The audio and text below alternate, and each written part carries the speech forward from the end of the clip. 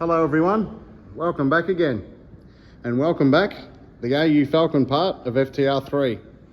As you can see, it's been an exciting week.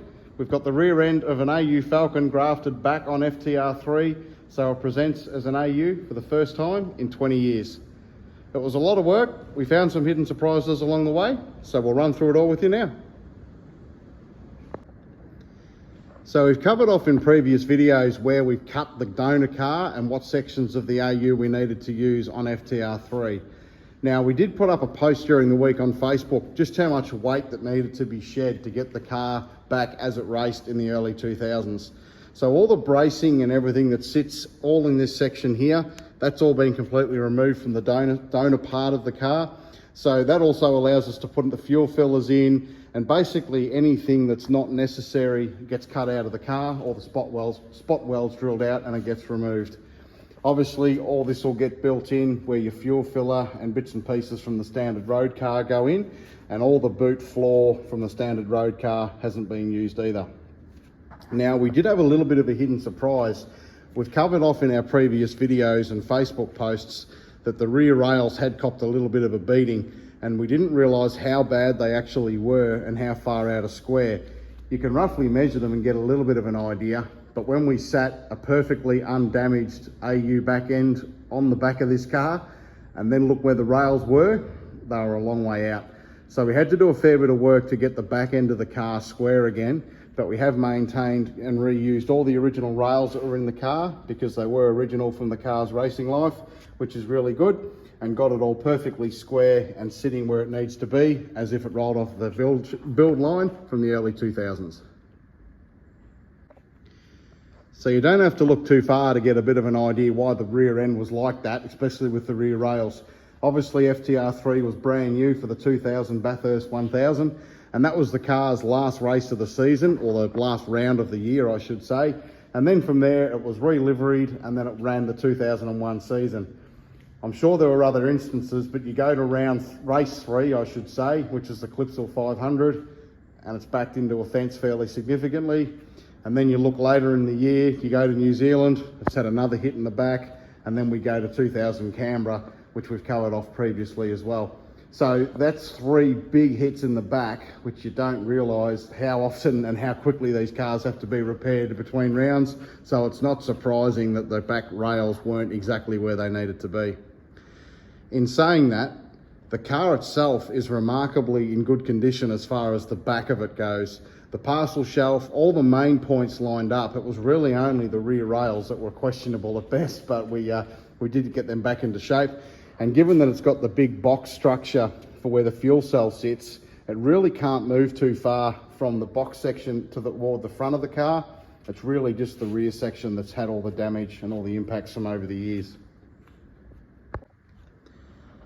So when we completed the restoration on the Supercheap Auto AU, we used a few reference points. So we had a little bit of experience on what we needed to look for.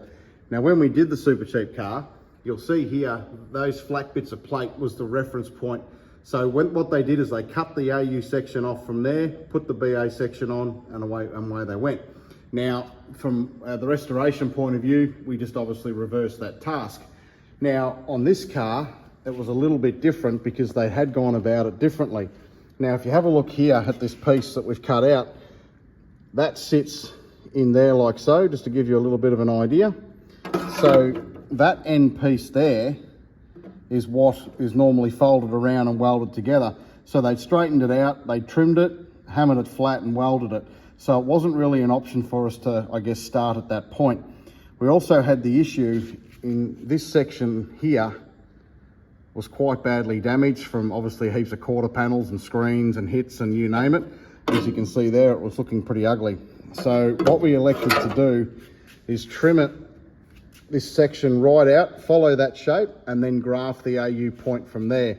So on the other car, we grafted through here. On this car, we've gone up another couple of inches, and it just makes it look a little bit neater.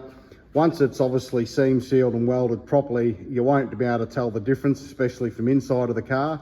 It will look like a factory joint. And also too, it does have that section there, which the BA doesn't have. So just little 1%ers that I guess it doesn't really matter, but it is a key part of making sure the restoration is 100% accurate. Another key reason why we did elect to cut and graft the car there is it does also repair some of the damage that was on the firewall at the rear.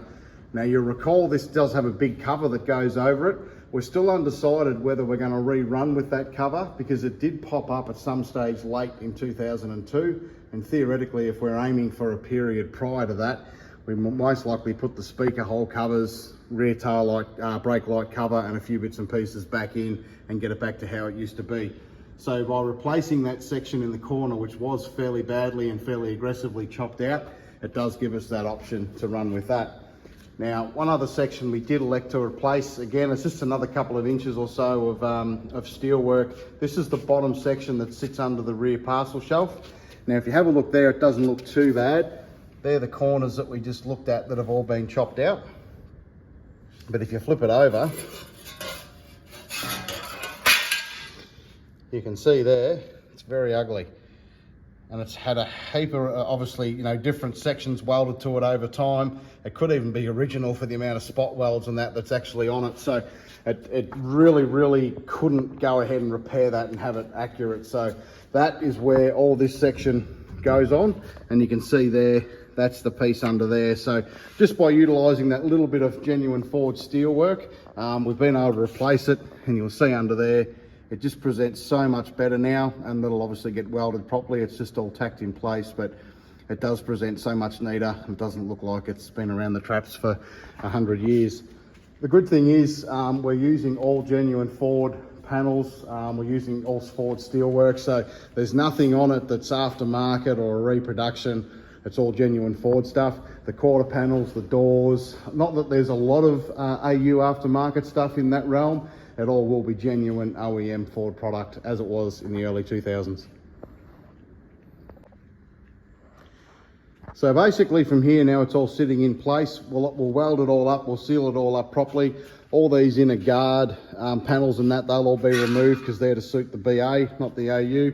There's a fair bit of repair work to go on still in and around this metal work, but yeah, as you can see, it's all sitting on there quite nicely. We'll cut all the remaining bits and pieces of the BA quarter panels away and start to repair all the steel work under there. So we do have some genuine Ford rear quarter panels that we're going to do a bit of a mock fit up on, make sure everything lines up, and just, you know, modified bits and pieces that need to be done, get rid of the boot latch, and also secure up a tow strap on the back of the car as well. So still a fair bit to go, but it is really exciting to see the car back in its AU form again. Once we obviously get the back of the car done, we'll then switch our energies to the front. It's not a massive job, the front, compared to what we've just witnessed. It's really just a matter of cutting the radiator support out and just cutting this section through here. So it is a little bit lower in this piece here, and there's an extension that goes on there to accommodate the AU double round headlights. So that'll all happen. Hopefully we'll be able to bowl that over in a day or so. So yeah, basically that's really it for now. It doesn't look like much, but there was a lot of effort and a lot of work that went into it. The good thing is some of the footage that we witnessed earlier, it does give us a sneak peek on what was white and what was blue underneath. You can see in the slow-mo replay the Adelaide accident, the rear crash structure is actually blue, but the floor and everything underneath it is white, including the rails. So we're obviously we'll keep studying that information as the car goes back together, and that way we can make sure everything's 100%. So thanks again for watching, and if you've got any questions, please let us know, and we'll keep you updated as we go along. And if you've got any questions, please feel free to ask. We're more than happy to answer them. And thanks again. Debuting the new Caterpillar Ford. He's 6 quicker, so a good day for the Blue Oval yesterday. But that man we were watching there, Mark Scaife, fastest in the warm-up this morning. Watch Holden Racing Team go.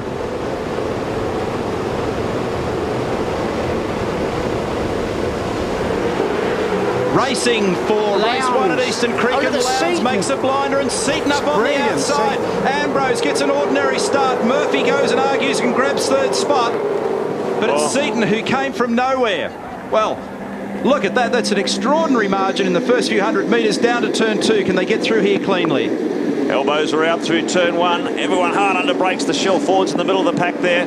Indication of the struggle they had throughout qualifying. We go high above turn 2.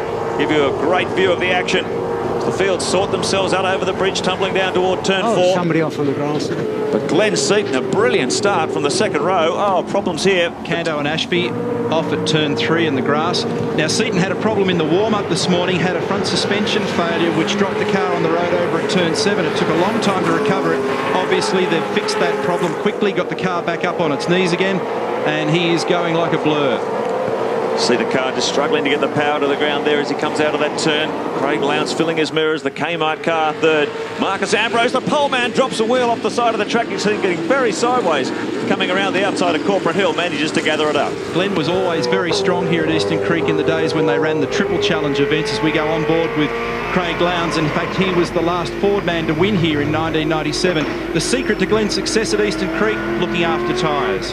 Fantastic battle here. 5 Fords, 5 Holdens in the top 10. Ambrose struggling. Yeah, got crossed up and had to correct the car on cold tyres. He had a big moment coming around Corporate Hill on that first lap. Looks like the car's not quite got the grip that he wants at the moment. Plus, he's really in at the deep end, isn't he? Let's face it, 2 pole positions in his first sort of debut season at V8s. Huge cheer from the grandstand crowd as Glenn Seton leads him across the line the first time around. Lowndes in second.